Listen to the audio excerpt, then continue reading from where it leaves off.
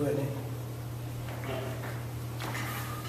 See, it's afternoon now. Good afternoon, guys. I'm going to do my report today on quality assurance and quality control in masonry.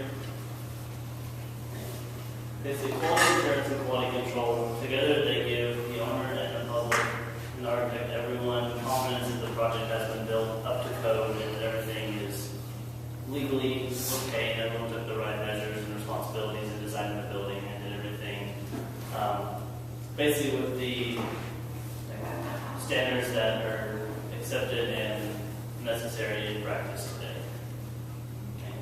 Quality assurance is something that it's more of the like precursor to the actual building. It gives the policies and requirements related to quality control, and it's just what's intended to assure that everything is built up to code. And the program for assuring the quality of the product is laid out during this part. And quality control is the actual testing and observing and inspection while the building is being constructed. And step-by-step procedures of quality assurance are implemented. The parties involved with quality control and quality assurance are the owner, the architect and the engineer, the inspection agency, the testing agency, the contractor, and the subcontractor. The responsibilities of the architect and the engineer, they're the ones that pick which level of quality assurance is required for a given project.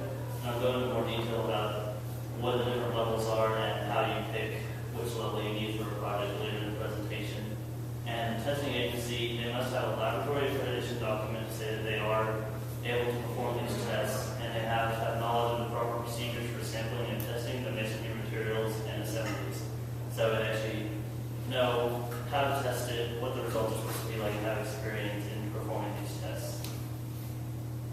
And there's different levels of quality assurance, A, B, and C. And the level required depends on whether the project is an essential facility, which is a risk category 5, the ASC 7, similar to when you're doing design for wind or seismic, the different occupancy types and different building categories based on their importance. Like hospitals, schools, government offices are usually a more important building than, say, a gas station. And it's also an approach used in structural design, whether it's an engineered design or something that is more empirical or prescriptive, something that's designed is based on knowledge. It's not fully calculated as a completely engineered building. Okay. The different components of quality assurance, you have your organizational responsibilities, materials control, inspection, testing and evaluation, identification and resolution of non-compliant conditions, and records control.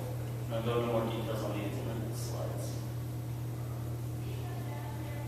So the organizational responsibilities basically tells you who's responsible for what part of it and gives you the hierarchy of the process. So who reports to who and who's accountable for the different parts of the building design. The material control basically just says what are the different properties of the materials you have and what's required. It kind of just lays out the standards they need to have, just physically based on what materials you're using. Inspection control is basically assuring that the inspections are up to snuff and that everyone is all the insurance practices are complying with the requirements of the contract documents. Basically just making sure that everything is being constructed how it's supposed to be.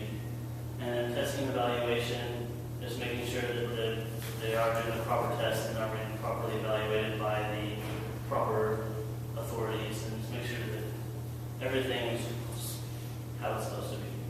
And then non-compliant conditions, there are any discrepancies in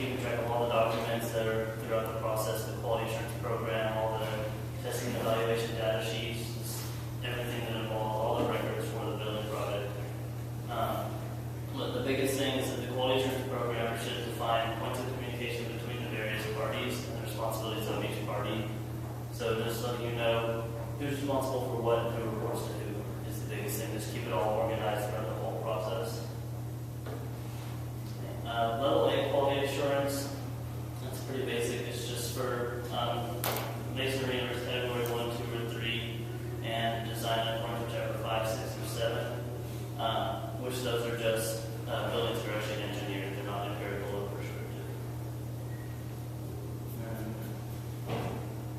When you get to level B, you get some more requirements.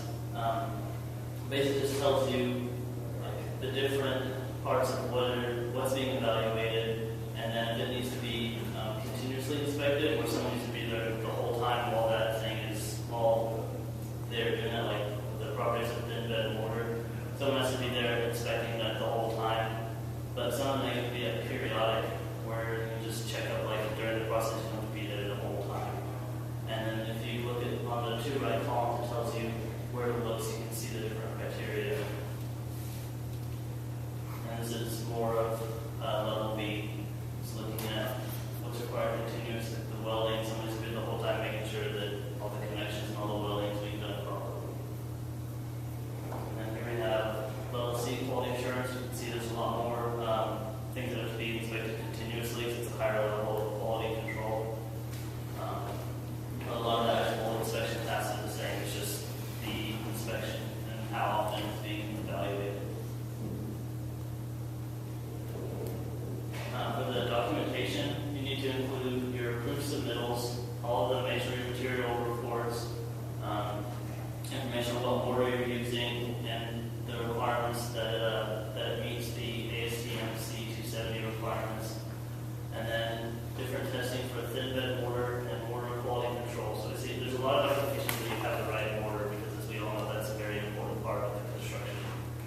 And you also need quality control tests for the materials, compressive strength tests, special construction policies if you're doing construction during cold weather or hot weather, what's going to change while you're doing that.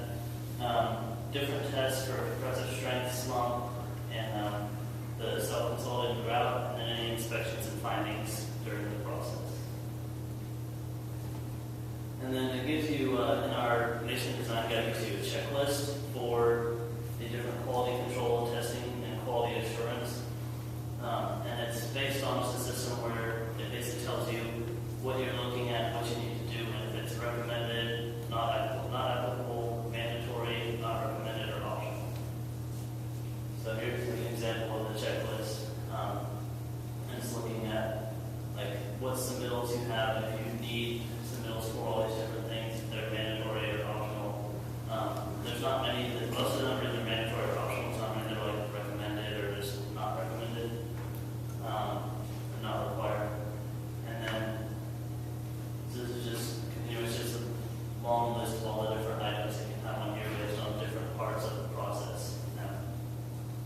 The certification, procedural, all of the materials, shop drawings, and then pre-construction and construction, and then the inspection at the beginning of construction, and then before you start the grouting, and then during construction, and then observation procedures, just basically like the day-to-day activities.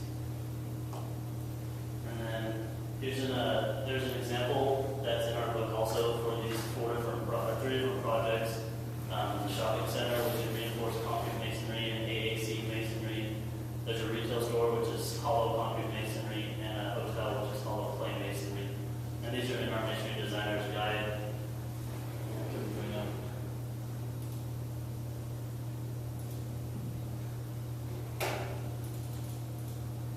Basically just goes through and lists all the different submittals and all the different parts, and just tells you for the different projects what was required, what's not necessary, what's mandatory, and just goes through and lays out everything that they would need based on the level of quality control and quality assurance that you need for that project.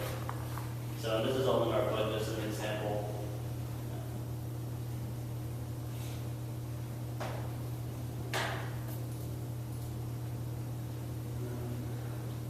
These are my sources. These are our masonry